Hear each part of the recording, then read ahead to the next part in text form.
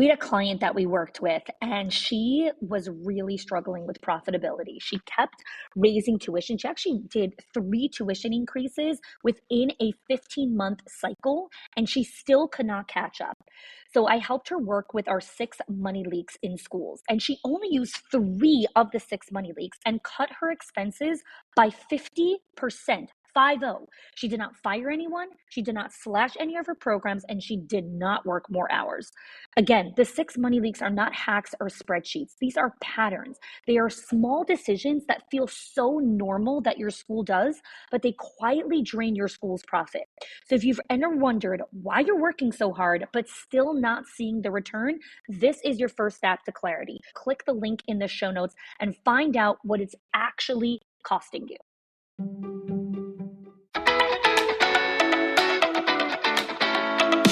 Welcome to the Schools of Excellence podcast, where we have conversations about education, leadership, and building a school of excellence. The goal on this show is to bring you clarity, up-level your mindset, and give you practical strategies and inspiration so you can show up with confidence and trust your decision-making. I'm Chani Wolshansky. I'm a mom of 4 under 10, a former New Yorker, and been in the early childhood field my entire life. And I'm so grateful that you've joined me for this conversation.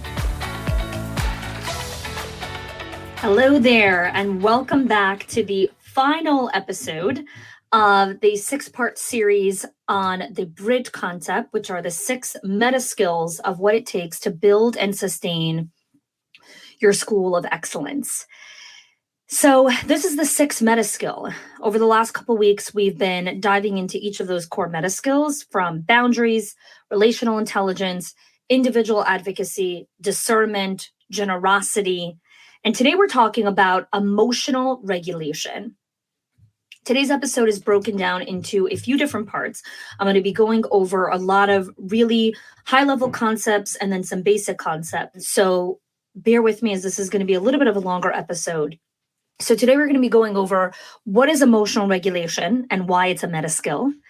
I'm going to be talking about its impact on the performance, that emotional regulation of each of your individual staff members, administration, and leadership team, how their levels of emotional regulation impact performance and work culture.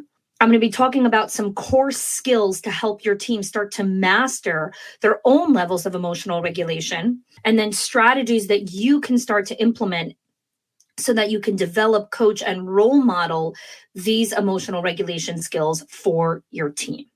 So let's get started with understanding, what is this concept of emotional regulation? Well, the first thing to understand is that emotions are a normal part of everyday life. We feel frustrated when we're stuck in traffic. We feel sad when we missed our loved ones. We get angry when someone lets us down or does something that hurts us. These are normal emotions. And as much as we try to kind of push down like, oh, anger is such an ugly emotion. No, it's just an emotion. It just is. Anger, frustration, anxiety, depression, sadness, hurt, loss, grief, all of these things are emotions. And while we expect to feel these emotions regularly, some people start to experience emotions that are more volatile. They feel higher highs and lower lows. And these peaks and valleys start to impact their lives. So individuals who experience intense emotions really find themselves calm in this one state, right, where they're calm and there's equanimity and there's just a calm regulation. And then in the next moment, they are sad or angry. While many of us can have times when our emotions can spin out of control or we find ourselves in a tailspin, there are individuals where this happens to regularly, right? Their rapidly changing emotions cause them to do and say things that they really later regret. And what happens is, when this happens consistently over time, they damage relationships and they hurt their credibility that they have with others. And so they're trying to build this reputation, but their emotional regulation consistently distorts their ability to build credibility, to build reputation, to build their own brand equity with other human beings. And they consistently damage relationships because they become inconsistent and unpredictable. So there are a number of reasons that someone loses control of their emotions. One thing to understand is a lot of this can be very tied to genetics, right? A lot of people are just genetically predisposed to these rapid changes. A lot of that comes from trauma or epigenetics, where they did a study trauma. There's a big concept of epigenetics where, if your parents or previous generation experienced trauma, it gets passed down. There's a concept called emotional inheritance where you inherit the trauma and the kind of emotional baggage of the previous generation. So what we need to remember also, and again, I'm not a trauma expert, I'm not a psychotherapist, I'm not a doctor. I've studied trauma extensively from my own little myopic version of understanding trauma and its effects on our daily life. We need to remember that some people are predisposed to losing control of their emotions. Another thing is that these people that are experiencing these things may just have never witnessed good emotional regulation, right? They never were able to see someone role modeling what that looks like or have been consciously taught those skills. And so what happens is they lose control when they experience their triggers for negative situations. There's also physical changes that cause a person to lose control of their emotions, such as exhaustion or burnout or high levels of frustration or drops in blood sugar, right? That's why we use the concept of like hunger can bring that in. No matter the reason for the emotional volatility, what's really good to know, and I hope that this episode provides you with a lot of hope, is recognizing that you can learn better self-regulation and you can teach this to your people. We can all benefit from learning strategies to control our emotions better, but emotional regulation is the ability to better control your emotional state. This is why it's a meta skill. Now, again, I just want to bring awareness to this concept because I've had a lot of conversations with people where they're like, I've Googled this concept of the 6 meta skills and I don't find it anywhere. Yeah, because this is a brand new concept that I created. This is in the process of being trademarked. It's our intellectual property. And so you're not going to find this anywhere. I created this after hours and hours of studying and looking at patterns and re-listening to conversations that I've had with hundreds and hundreds of school leaders. These are the 6 core meta skills that when you model, coach, and train these for your people, you will have the foundational skills needed to build and sustain your school of excellence. No, these are not systems. They are not processes. They are not SOPs. They are not checklists. They are not PowerPoints. They are actual skills that you need to model, coach, and train to your people. You cannot SOP someone out of a tantrum, okay? Adult tantrums are very, very volatile, and they can look and sound in a lot of different ways. And so these meta skills are understanding that when your people have these levels of emotional regulation and they understand how to control their emotional state, now you're creating legacy. Now you're playing the decades game. Emotional regulation is this awareness and this understanding of an individual's emotions and their impact on behavior, right? It's understanding that this emotion, when I feel this emotion, I need to be able to understand how this impacts the behavior that I'm going to take next. So why is emotional regulation so important? Well, when you know how to regulate these emotions, it helps you calm down during times of high emotions. And it also gives you the power to control the negative urges during times of emotional distress. What you need to remember is that when you are running a center, emotional distress is a constant in running a center. A teacher texting that they're coming late is emotional distress.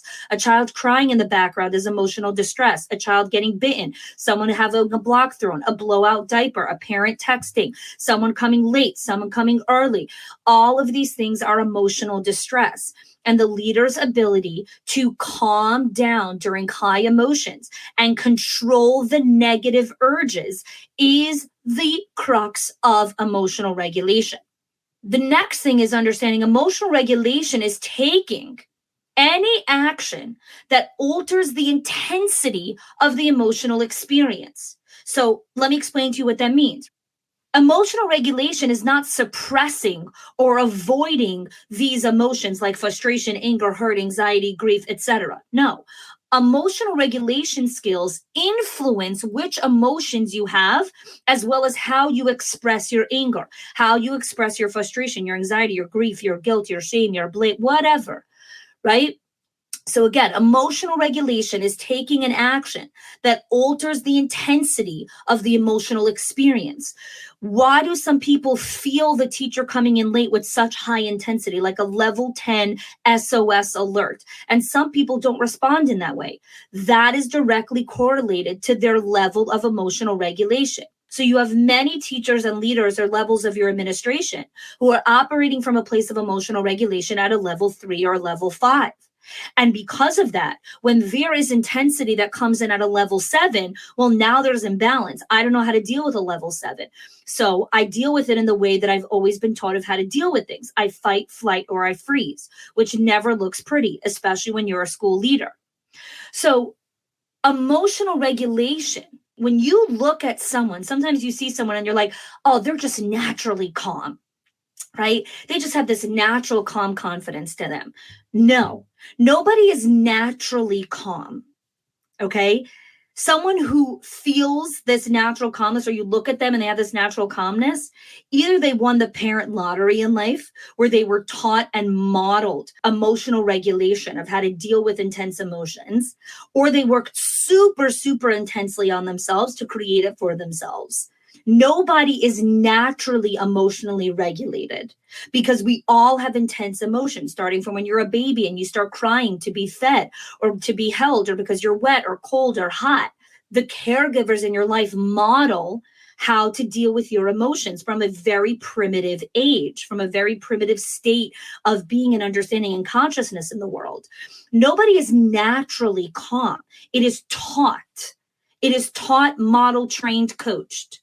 So either your parents gave you this incredible head start in life, or you were surrounded by phenomenal teachers who modeled this for you, or you're going to teach this to yourself, like the vast majority of people end up having to do for themselves, is they need to teach this for themselves.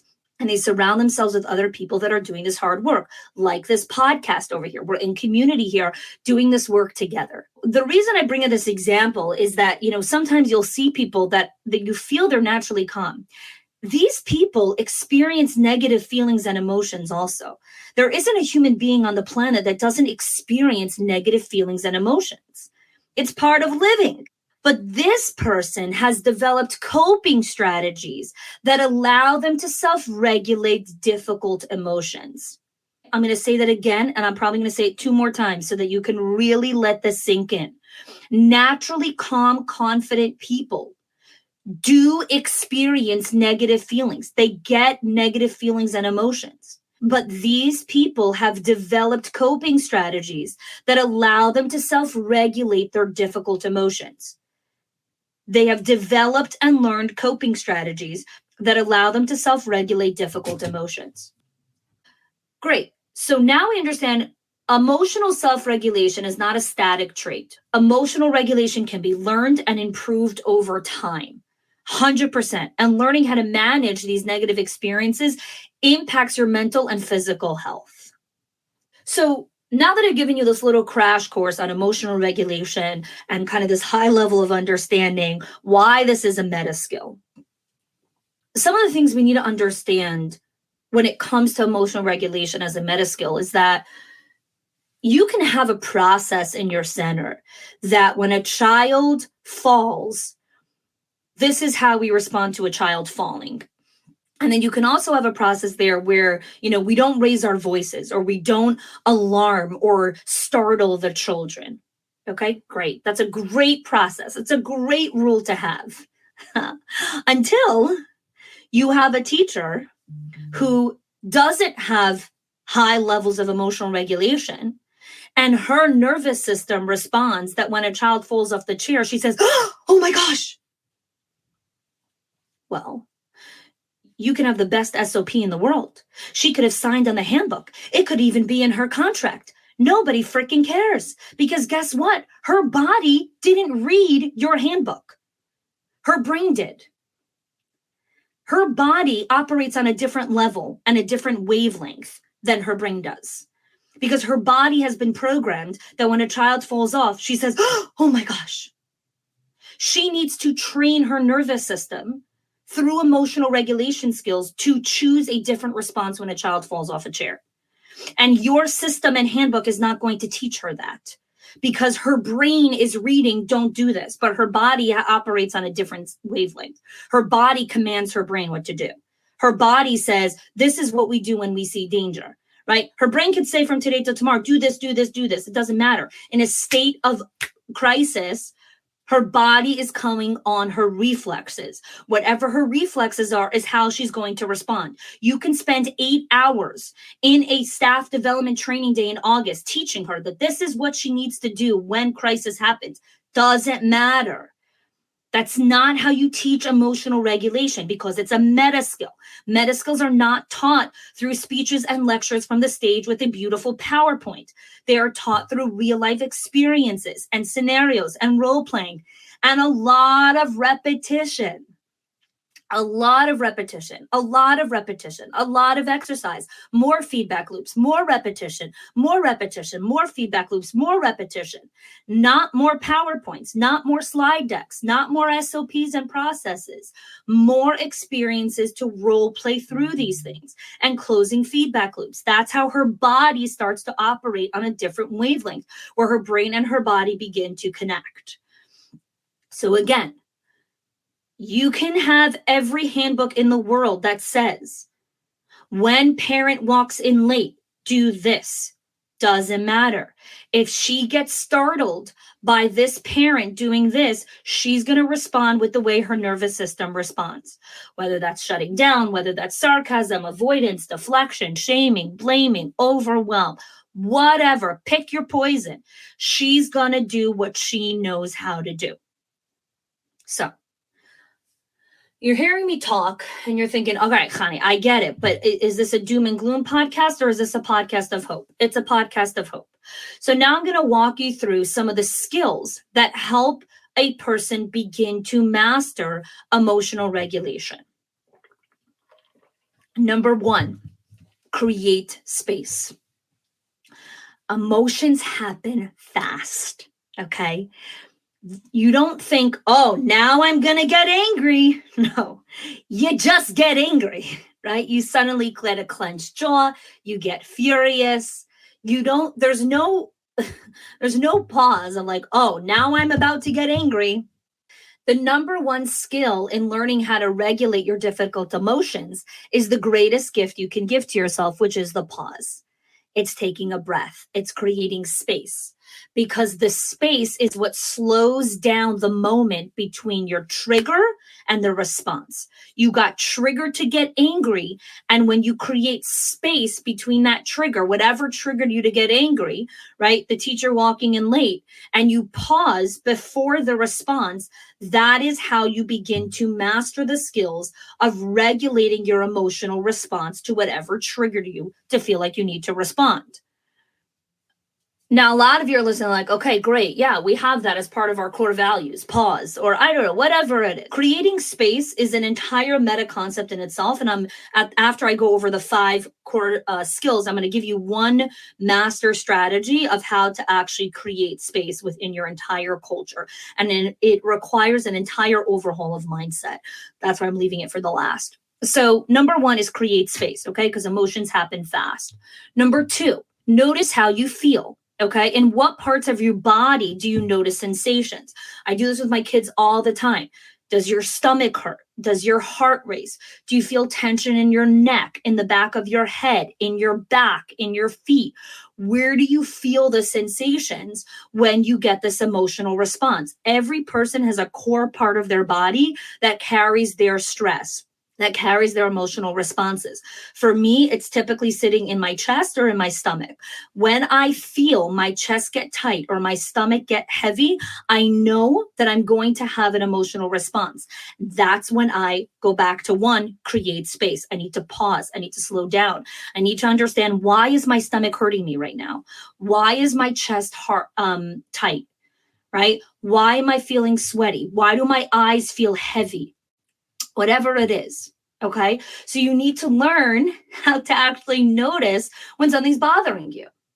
Number 3, naming what you feel, okay? Asking yourself, what do I call this emotion? Is it anger? Is it sadness? Is it disappointment? Is it resentment? Is it jealousy? One of the strongest emotions that I found when I coach leaders, the strongest emotion that hides beneath all the surface level emotions is fear. They're afraid. Number 4, accepting the emotions. Emotions are a normal and natural part of how you respond to situations. When you feel anger, don't push the anger. Say, I feel angry right now. I feel scared. I feel afraid. I feel jealous. Recognize that your emotional reactions are valid, and then practice the compassion, the generosity, the grace that experiencing emotions is part of being human. And what you choose to do when you feel that emotion is where you step above the animalistic feeling of those emotions and you become the human, right? You become higher than that. Animals act on every single impulse, right? Boom, I want this, I go after it. Boom, I want that, I jump after it, right? People have a brain, a higher level of conscious thinking. And they can say, oh, I want that, but I'm going to delay gratification. I'm not going to react to that. Oh, I got triggered to get angry. I'm not going to yell. I'm not going to hide. I'm not going to deflect. This is what it means to sit in a higher conscious level of thinking as a human being. This is what separates humans from all other living species on the planet. We have the power of the creative imagination and the playfulness and the brain that we have. It's completely different than any other living being on the planet. But emotions are also part of our humanity. And number 5, practicing mindfulness. Mindfulness, which is overlooked so much. I know so many schools that teach mindfulness in their preschool curriculums. They teach the children how to meditate. They talk about mindfulness. They do yoga. They do Pilates. They do all kinds of things with the kids. Do it with your staff. Do it for yourself. Practice mindfulness. Practice the art of slowing down and being patient with yourself. So let's review for a second here. I'm talking about here the 5 emotional regulation skills that you want to learn how to start to master. Number 1 is creating space. Number 2 is noticing how you feel. Number 3 is naming what you feel. Number 4, accepting the emotion. And number 5, practicing the mindfulness. All right. I've spoken about a lot so far, right? And this is, again, like I said, this is a longer episode. There's a lot of things I want to go through here to really just, again, the point of these podcast episodes is to help you see things from a different perspective, learn how to think from a higher level of consciousness and thinking, and make better decisions about how you want to go about building your center and building legacy. So I want to go over one master strategy now. Okay, that when you start to implement this master strategy, you make massive strides in changing the environment in your school and the culture. And that is identifying and reducing triggers. Okay, I talk about this a lot. I talk about understanding how to reduce capacity, which essentially is reducing triggers. Now, I'm not talking about avoiding negative emotions or being afraid of them. Okay, because that's part of life, right? But you also don't have to keep putting yourself in situations that consistently bring up unpleasant emotions, especially when you're in a learning curve and you're trying to learn how to respond differently to your triggers, right? Because again, what is the meta skill of emotional regulation? It's the meta moment. It's the learning how to prolong the space between the trigger and the response. Well, if you're a person right now who has a lot of triggers, right, where you feel like almost everything triggers you, the parent, the teacher, the staff, the office, like everything is triggering you, then you have to reduce the amount of triggers that you have in a day so you can start to create space and learn how to master those triggers before you invite new ones. Okay, I'm going to say this again. I'm not telling you that you have to reduce all triggers in your life. That's not what this is about, right? Because kids are a huge trigger. Please don't reduce your children. Please don't send them anywhere. That's not what I'm promoting here. I'm talking about understanding what are the big triggers in my life and how can I reduce the amount of triggers that I consistently keep in my life for now, for this short season, so I can learn how to master the space between these triggers and my response, and then I invite new triggers. It's the classic example where we talk about how, like, when you just have a baby, you're not also going on a health plan to lose weight, 4 seconds after you had a baby. It's not the time. You have enough triggers and stimuli in your life. This is what you need to deal with right now. A couple months, maybe a year or two, we could talk about something else. You can't do all the things in one time. I always say this. You could do all the things, just not at the same time. You need to give yourself time to learn how to react in a rational and regulated way. Okay, so then what does that mean? Well, you want to start looking for patterns or factors that are present when you feel strong emotions. This requires a lot of self-awareness, where you actually have to slow down enough during your day to say, wow, I'm feeling really stressful right now. Okay, why? What just happened in my day in the last hour or so that's making me feel tightness in my chest and racing inside of my heart, right? It requires curiosity. It requires humility. It requires honesty.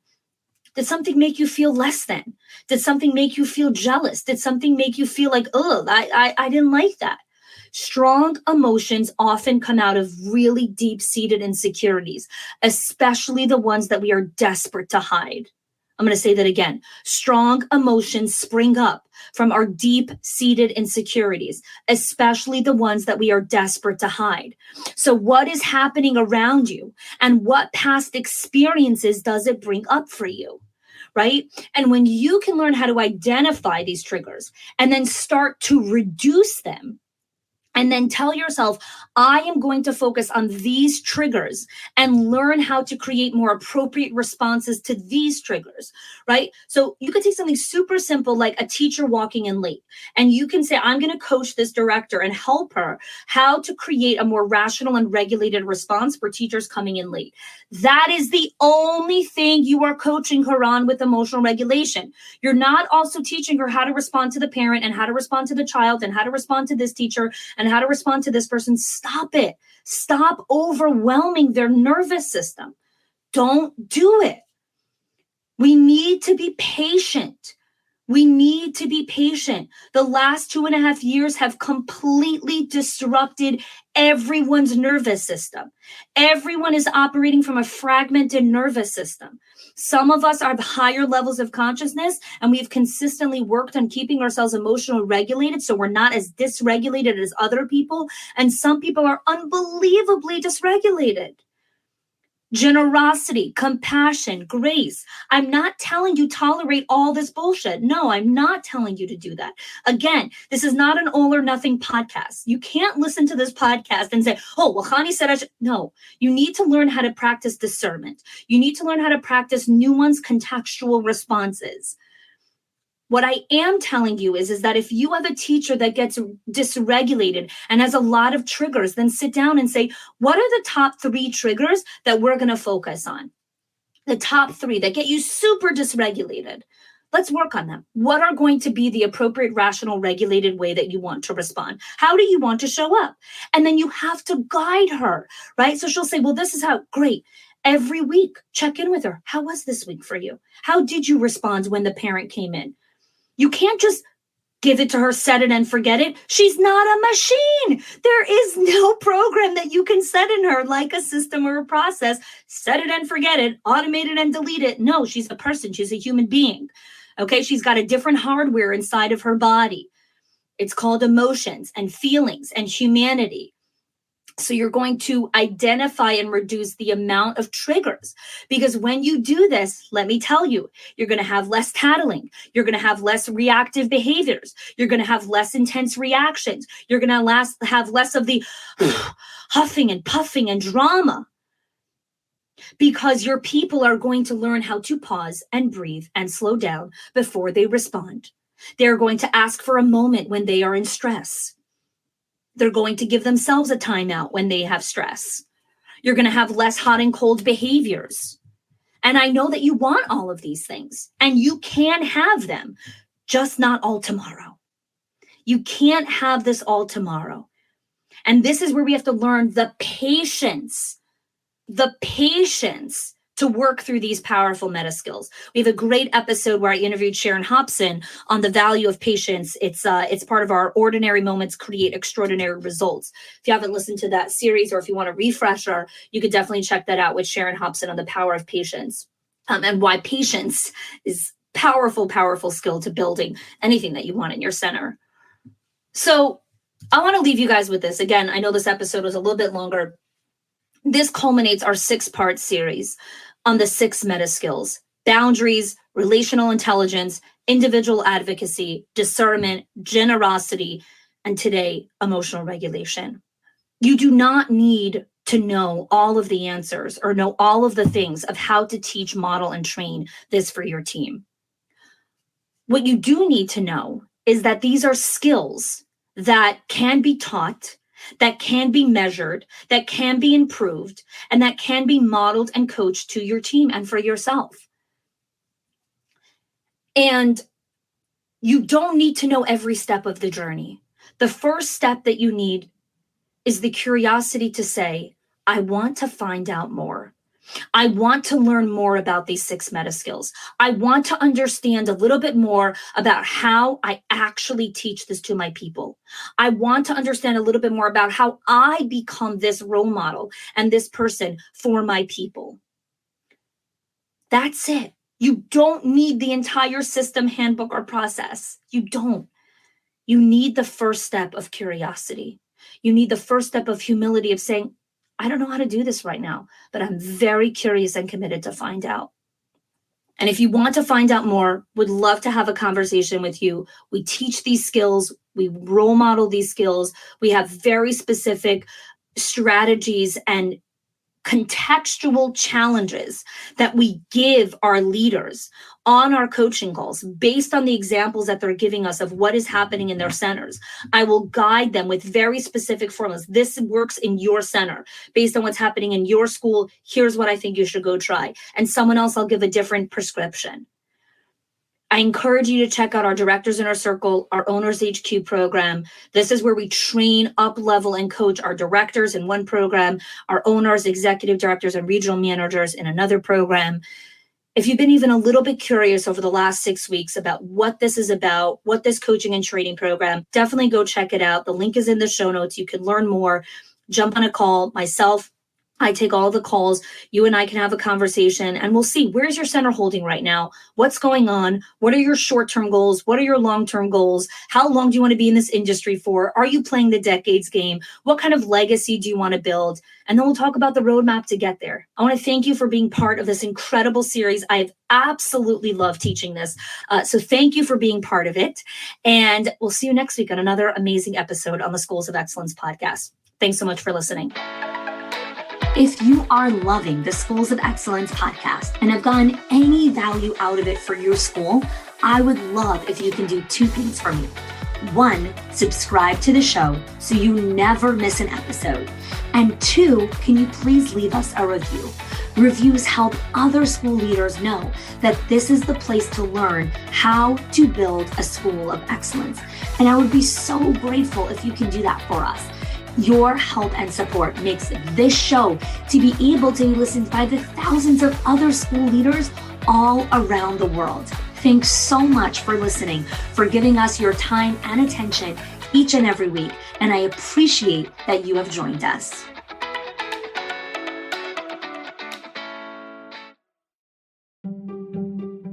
If your accountant has ever told you to cut back on professional development or slash your teacher appreciation budget or your staff development budget just so you could stay afloat, or has told you, hey, you probably can't go invest in that program, please listen.